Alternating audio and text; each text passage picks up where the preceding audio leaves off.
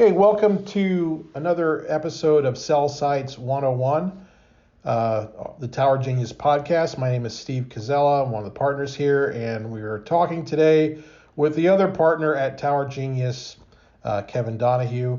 And today is a serious topic. Kevin and I are going to reflect on the events of 21 years ago, the events of 9/11 when we were both up in New York. And I'd like to hand it over to Kevin. Kevin, wanted to, remember that day and just kind of go back of where, what happened. I remember I was actually working for Kevin's site acquisition company up in Rockland County, New York, Integrated Wireless Alliance, and I guess I'd gotten into work early as a good employee would. I was in there, I guess, sometime after 8:30, 8:40. And just at my desk, kind of getting ready for the day. And Kevin, you came in, I remember, and we turned on the television. Yeah, I had heard coming in, listening to the news, that a plane had hit the World Trade Center, and right away I kind of suspected that it was an attack, as there's not a lot of flight paths running at those kind of heights, and being an accident was, a chance of, 1 in a million. I got into the building and called everybody in to a small TV, turned it on, and as we were watching the coverage, the second plane hit. Yeah, I remember that. And, we watched as, buildings fell. But, it was a surreal day. Most people don't remember what a beautiful day it was. It was so nice out, and it was no humidity. It was clear blue skies. I remember it perfectly. Yeah, and so what I did is I had then knew people are going to want to be with their family. Some of their family members may have worked down there, so I sent everybody home. We didn't know what was going to happen next, and that evening I was called by Verizon, a representative from Verizon who ran most of the New Jersey market, northern New Jersey market, who was being put on a team as they were getting hassled for not having coverage, because most of the cell sites went down. This New York telephone switch building on the West Side Highway went down, and power was out. So even sites they just had battery backup. They didn't have generators, most of them at that time. So I had handled, as part of the NYNEX mobile recovery team before we merged with Bell Atlantic. We had a team that would go out handling emergencies, plane crashes, any type of major outage or something where people needed temporary coverage, or say if Con Ed had had a problem at one of their major stations where they would go down, we would go out to make sure that they had communications, to reach out for other folks, and coordinating things with various entities, whether it's the feds, the state, or the city of New York. But obviously, we weren't really prepared to handle something as big as, what happened in 9/11 and all the cell sites in downtown New York going out. And so they asked us to put together a team to come in, and I called all the employees, including, the folks that we had working down in Baltimore, and, one of my friends that was working for us on another project down in Georgia, and everybody started driving north to get ready to roll out and assemble and put up temporary cell sites and get generators placed. And you can imagine what a mad scramble it was. It was chaos. It was chaos. I remember the Verizon war room. I guess they called us into that boardroom there and trying to sort things out and triage things, I guess. Yeah, well, I remember when we walked in and I saw the way they had it laid out, and some of the personnel they were sending in alone could have put some people in a dangerous situation. That's why I kind of took control and just said, no, this is not how you do it. We have to either send 2-man teams, 4-man teams, and I picked the people where they should go, and understandable. Yeah, and then they had, the people just didn't have the experience for something like that. So we helped organize them. We had by far the most manpower to throw at it. Bringing all of our people in, and as soon as we got there, we thought that they'd be more organized, and they weren't. We had to call down to one of my buddies who ran one of the NYNEX facilities for operations, and he was in charge of getting people badges and such to access the property. So we needed to produce for everybody, not just our folks, but everybody going down to downtown New York. All these other consultants had to have NYNEX, badges, and also we needed to get hard hats for people. They wouldn't be allowed down, near the pile, from the rubble, where they had to work there.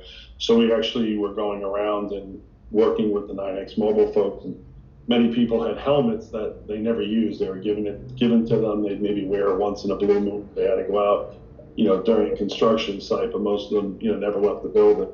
They were project managing things from kind of afar, and we went around and confiscated those helmets so that we could get enough people down the field to start commandeering corners and pieces of property. And then we got down there. It was, we had to go through Army checkpoints and mix with the state police and NYPD on the West Side Highway to get in. And then we broke down into the various teams, and headed to various sectors to try and do work. The first area, besides, I know you were up on the buildings over. I was below Canal Street. I mean, I remember driving down there, and then there was no such thing as a one-way. You just could drive wherever you want. It was bizarre because you could really drive wherever you wanted to. There was no movement except any direction, and yeah, I mean, I remember parking the car. I was driving my vehicle, and the first thing I got out, and an FBI agent came up, and he wanted to see all of our credentials. So, I mean, they weren't joking. They weren't messing around down there. And I think that was the same day that President Bush did that the megaphone on the fire truck. I think that was Thursday, Kevin, if I'm not mistaken. We were down there, so it took us maybe a day to get our stuff together. I think we were down there on Thursday, or was it Wednesday and Thursday? I don't remember. Yeah, we were down there for a couple of days, and I had to be down there for even further days because we were doing the microwave shots. Because once we configured the sites, they only had a couple of pieces of microwave equipment, and so the problem is in New York, of course, think of each building as an obstacle or like a mountain that you can't beam a microwave signal through it. So they were going to have a bunch of hops to even get one site on the air. And, but we were lucky because we were able to find a switch, and that's, maybe a story for a couple of minutes down the road. But, we had gotten into the city. I know you guys were in some buildings. I think Danny might have been with you. Danny was down. I was with, well, I don't want to give the name of the employee, but I was on the Travelers building and below Canal Street in a couple places. Danny was more right down there, like closest to the pile, I guess. Yeah, they were like a couple of blocks up above like Building 7 that eventually came down. Yeah. I was actually down at Ground Zero. I took that team and asked employees to go in, and also I think the person running it thought that she'd rather have an Irish guy going in since sure. I looked like a cop, and and so people weren't giving us as much of a hassle. So the first thing we did is we walked over, and I used to come out of right where Liberty Plaza was, the escalators that would come up from the World Trade Center. I first got out of college and was working downtown. I used to go up there, and the first major impact, was seeing the escalator was like the only thing left there, and just a pile of rubble. Man, I used to come up there every day, and then they had set up a temporary morgue in Liberty Plaza, and we went in there to look at using it for a building. Everything was completely empty. They weren't even using it for the morgue.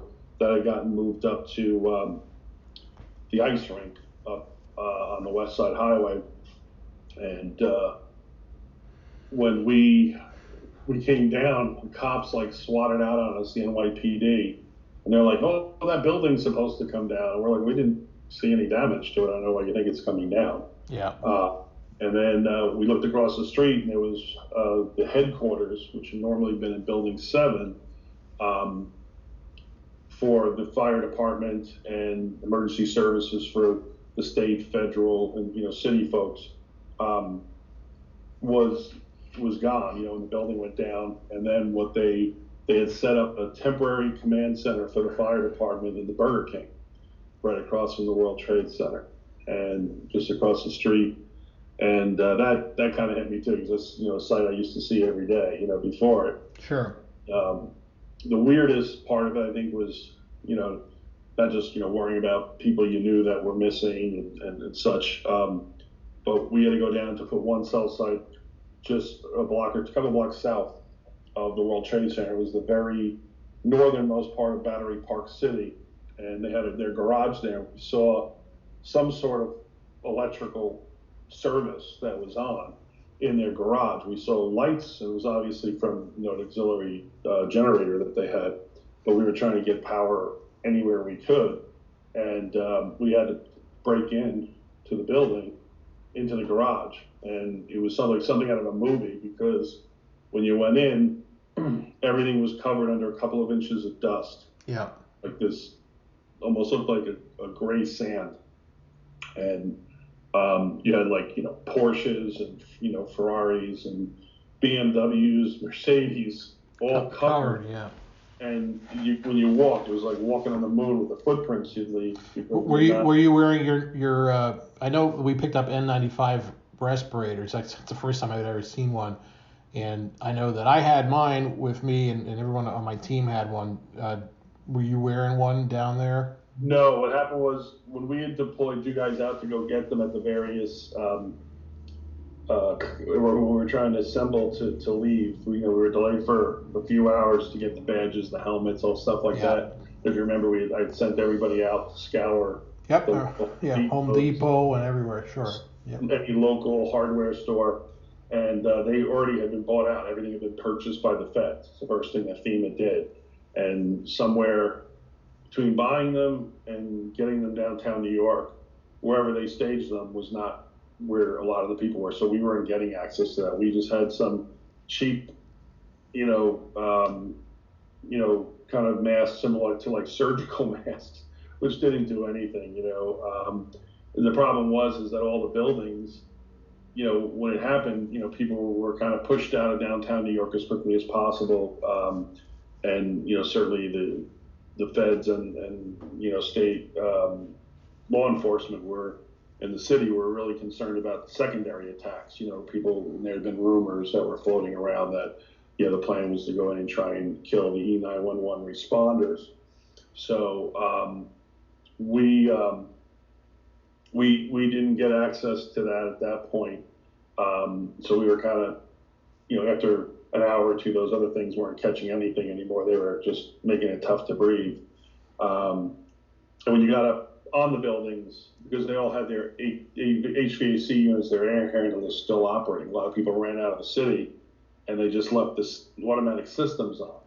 So while all this stuff was in the air, it was filling up in the ventilating systems for all these buildings, and that's how all the stuff got into Battery Park City. All the windows were closed, everything was buttoned up, and except for the air handlers, and they were just basically so full, the filters weren't catching anything. They were just cutting through the filters and filling up everywhere. And it was just kind of a crazy situation. And then we moved over towards Wall Street to do a couple of sites.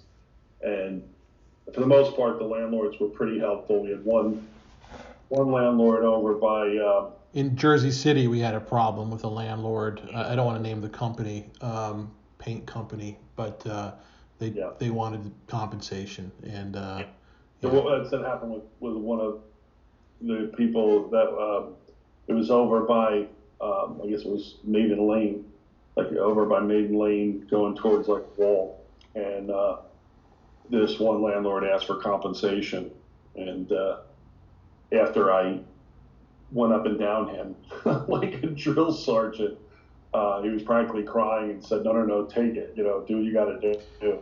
Right. These things need to get deployed, because everybody was still under the impression that people were being pulled out potentially, and it was still a rescue operation. So Sure. There was a total of, if I recall, 36 cell on wheels cows deployed by the teams that. Yeah, and that was what we did the corners. We hit a couple of the parking garages. We had gotten lucky with them. They were really helpful. It was Edison Parking at the time. That let us hit a few of their facilities, which was really prime for us because we could literally drive up our equipment, drop it on the top of it and put the antenna up right there. So it really helped us. It was like the perfect situation because parking is so difficult in New York. So yeah. A few of those strategically located Edison parking garages came in handy. I bumped into a lot of people I knew. We went into AIG on over by Water Street, and I ran into one of my brother's friends who just went in and told them, "Hey, we're taking your property out here, this corner," and they were very helpful. The guys from AIG were bent over backwards to assist us and trying to run temporary power because they had a big turbine generator and stuff to get us power out there. They were really helpful, but it was just kind of weird. You run into a friend you haven't seen in 10 years. I had a couple of friends that were involved in the recovery when they were trucking things out, and you run across them on Broadway. But it was just an odd situation. Sure. And like you said, the whole time everyone's still thinking that there was rumors they had heard people down in. Most people don't realize there was a mall underneath. Yep. In the basement of the World Trade Center. Most of the folks outside of New York didn't know that. And the actual mall, all the rubble was laying on top of it and burning. And so there was all these rumors that they had heard people that were alive down in the mall. And one of my friends, who was a detective, street crimes unit with the NYPD, he was one of the first ones into the mall. They actually had opened it up. They were sitting there like digging, working with the construction workers, the fire department, NYPD, and they finally got where they could pop it. When they popped it, just all this like super hot air came flowing out like 150, 160 degrees. Jeez. So they knew at that point there was no hope. It was basically like an upside down Dutch oven, and most of the people I'm sure were heading for their exits but we had a lot of friends in the PD and the fire department, and one of my good buddies from Iona who just gotten back short time before, like a year and a half from working over in England, was killed working at a trading desk. And we all had friends we lost. Of course. Sad day. But then when we finally got those all worked out, and most of the people working for Verizon at the time were good folks. They were all trying to help out. There was one or two knuckleheads that won't be mentioned that just kind of got in the way, and we had to kind of put them in their place and move them out of the way and where they wouldn't hurt themselves or others. But we then started working the microwave project, and we were just really limited. So I got lucky. I went with my one buddy who had come up from Georgia, and we just knocked on the door over at the Bell Building nearby the Brooklyn Bridge, and right by Police Plaza. And I just asked them if they had any space in their switch, something that was up and working, because so much of everything was down. And they said we had just tested a switch, and they had all this, they had a backup generator, they just hadn't turned it on. So it was like God reaching down to help us. And we were able to use that building by, like, instead of putting up 2 or 3 or 4 cell sites, because that's all the equipment we had, we were now able to see into, instead of jumping from 3 or 4 buildings to get around buildings, we could see a direct shot. This building saw most of the sites in downtown New York. And they were able to use microwave shots from those temporary cows that we put up, the cells on wheels, to that building, and then through the fiber that they had there, we could get up to Lake Street. So, magically we were able to get sites up. And I know Verizon, through no fault of their own, was being, harassed by the feds and the state, because all of a sudden cell phone coverage was down. The same folks who, would battle us on zoning, or or wouldn't be funny how that works both ways there. So right. Think of all the times they turned us down from trying to go in parks where we offered to build them ranger towers or things they could use for themselves. They turned us down, and then they're screaming and yelling, "Well, why don't you have cell coverage?" I'm like, in those places. So sure. But we had ran into one guy that I knew over at New York Tel, and he was super helpful. And one weird story was, though, we got up on the top of that building and we're trying to figure if there's chases that are open to run the wires. And I've been working with a company. I think it was Oklahoma Microwave that had come in. They were great. These guys had no fear, of being up on the edge of a building or a steel structure. These guys were great at climbing a tower. And I was on the phone talking to them and trying to see down with a mag light down into this chase, and all of a sudden Andrew, my buddy, starts saying, "Hey, look at your chest." I'm like, "What are you bothering me for? You see I'm struggling here to see down this thing." And I look up and there's a black helicopter. You always hear these stories about black helicopters. They had the dot. They had a red dot on you. Dot on me. Yeah, they were obviously looking to shoot anybody. And then we found out later where we were messing around. They had all these Yagi and whip antennas, and it was basically all the federal agencies' antennas were up on that building at the time. And so they came over to take a look, which was, obviously a good thing to do. And they had a spotter and two shooters on either side. And the weird thing was, you hear these people say that, these helicopters have made practically no noise. This helicopter was, maybe 80 feet in the air and maybe 120 feet off the side of the building, and you could barely hear it. But if you looked in the distance, every 10, 12 blocks, there was a helicopter. And they had all different types of helicopters. They had state police, they had military, they had NYPD, but they also had those, for the feds, the nuke sniffers, where they would fly around a little bit more, and the other ones just stayed in the air in one place until they ran low on fuel and they'd peel off. Yeah, nobody knew what was going on. It's scary times, and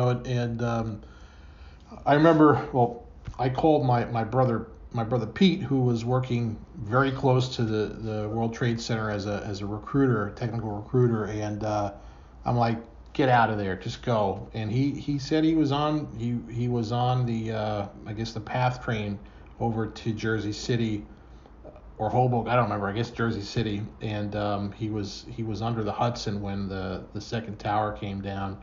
And he got out of there, and he's like, I never listened to you except that one time. I'm sure glad I did. And as it turns out, when we were down there, he was a volunteer firefighter. He was down there. My brother Charlie was an electrician who actually was in the original World Trade Center. He was there at the original bombing. He was there all day bringing people out of the building.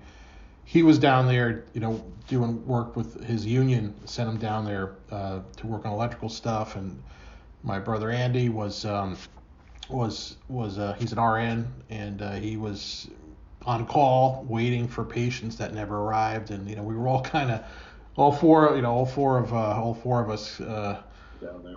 Were down there one way or another. It was weird, but no one had, we had no idea of knowing, and just the surreal. I even remember coming out of there, and then thousands of New Yorkers were on the other side of the fence, and just that weird feeling. I don't know. I just never forget that. But considering when we were going in, the streets were lined with just regular people with signs cheering us in as going into help, which I thought was really pretty wild. Yeah, it was weird. I get goosebumps just thinking about that. It was just very strange. Especially when you think about the other people that were putting up signs of their loved ones that were missing, and I still have some of those photographs that I took a few photographs down there.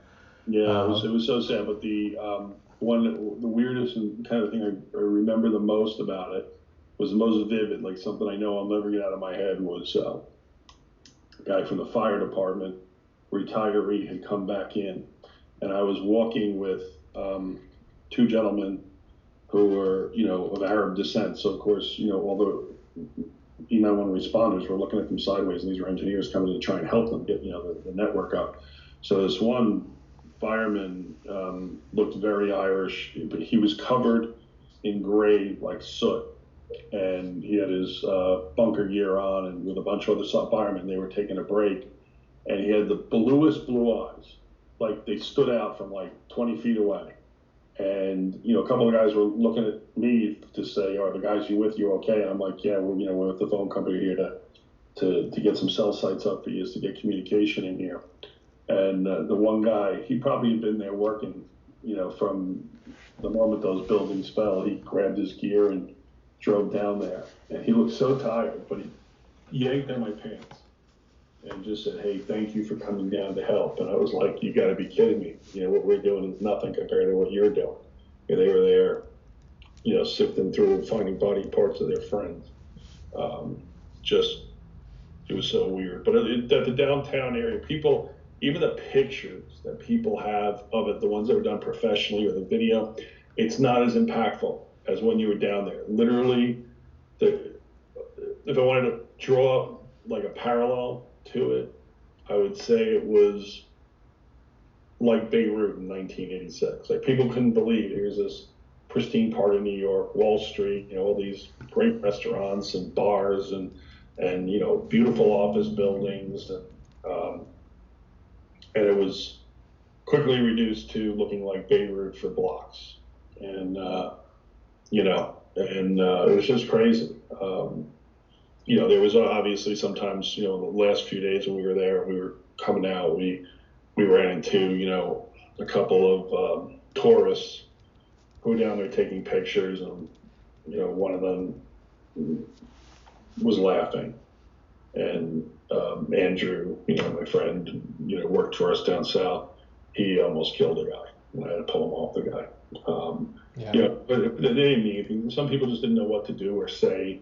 It wasn't like this guy was cheering it on. It just, it was some weird thing that made him giggle, and it was just in the wrong place, the wrong time. But it was crazy. But so many people have had health problems afterwards, and but the bottom line was everyone wanted to help out.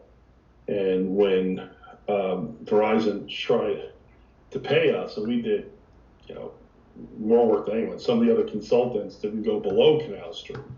They were all up above. They didn't want to be down there because of all the rumors, sure, and problems that were going to take place, potentially attacks or whatever.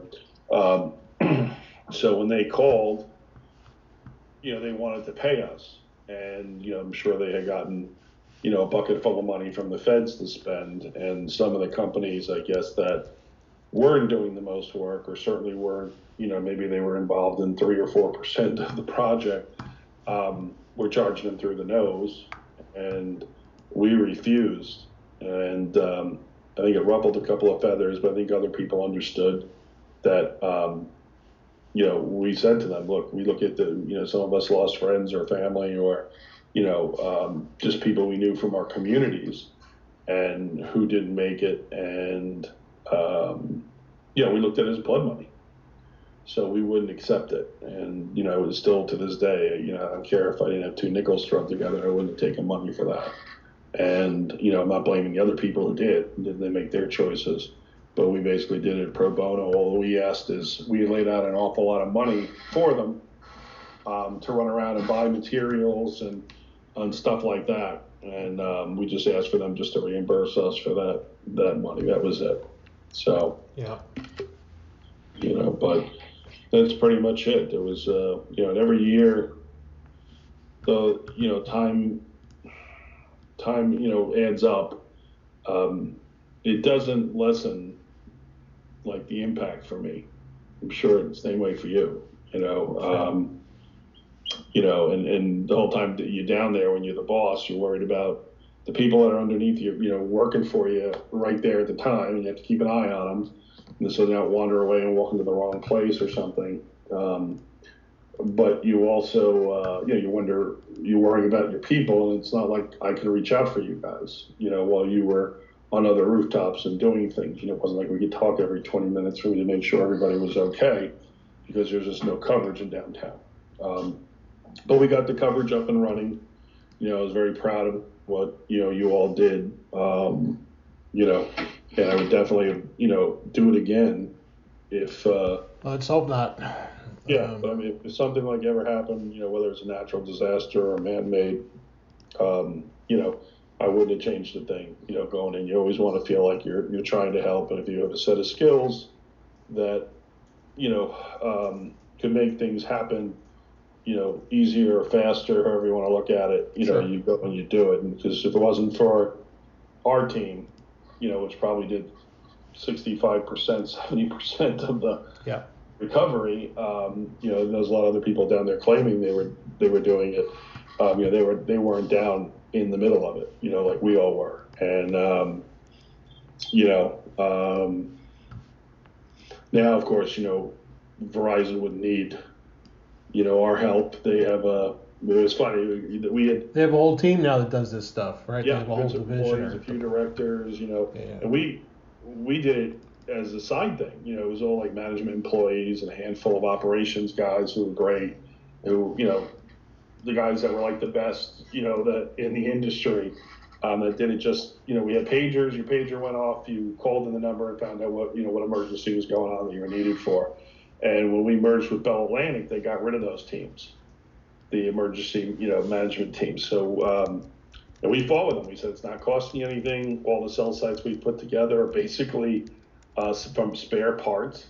We had a few of them that we built literally out of spare parts, and from other cell sites that were, we sent the parts out to be refurbished or whatever. And after they had broken, and we got them up and running, and we had them there. So, we had like homemade cows before anybody made. Like now you can go and buy them from all these manufacturers where they, have all these hydraulic lifts and the tower built into it, and prefabricated rooms on a wheel, or cabinets, and they basically told us they didn't need it. That's why they called me. They were lucky they had Ferris Howitt working for them at the time, and Ferris is like a technical genius. Like this guy was, if you went to a meeting in another part of the country, like some industry association meeting, and if you were around any of the techies, and they right away they heard you were with NYNEX or Bell Atlantic, NYNEX Mobile, they'd always be like,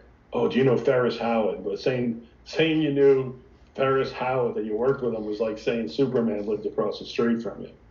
And he was just a great guy. And that's another thing I remember was him being down across from City Hall, and I was driving down, heading towards the Battery down Broadway.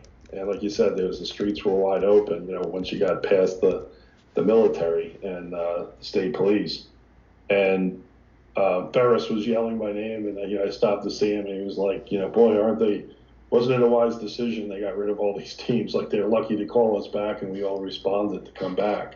And but he was, obviously, on top of everything, and I'm sure he was a big part of the technical planning. Like, once we did all the, securing locations, getting, the microwave sites all put together for him, then there's the next stage where people have to assemble that, right? And that's what, he did with the ops folks and a couple of guys from the construction team, and they did a great job. So, but it was a great group of people, that I was lucky to work with back in the old team. And then, you guys all did, way above and beyond what people would have expected of you, and they certainly didn't expect that much from our team, even though they knew that we had a lot to offer. But we kind of came in and took it over because we knew the best way to do it. We knew what to do the best with the least amount of resources, and to keep this thing moving. And it went great. And like I said, as sad as it was, one of the worst moments in U.S. history, there was also so much good that went on. Like, you realize, we fight and we bicker and over a whole bunch of things, in this country.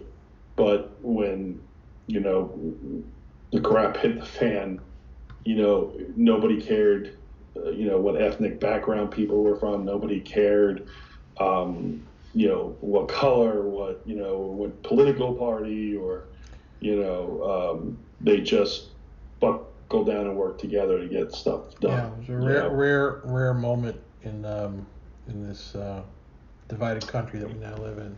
So, but Kevin, hey, listen, thank you for sharing. This is actually, we've gone over half an hour here, but yeah, it's interesting and good to reflect and never forget. And way to put it. Yeah. All right, Kevin. Hey, thanks. I appreciate it. And I guess we'll upload this. We'll probably put this up on the podcast as well on, I guess, for whatever, Spotify or iTunes. I'll figure it out. I'll take a look. I just don't know. We'll get this uploaded to YouTube and okay. All right. Just have a good day then, and to everybody in the listening audience, I hope you learned some stuff, and if you have any questions or anything, ask us, about that day. We'd be happy to answer the questions. Yeah. All right. Have a good day, Kevin. Thank you. Thanks, guys. Bye-bye. See you.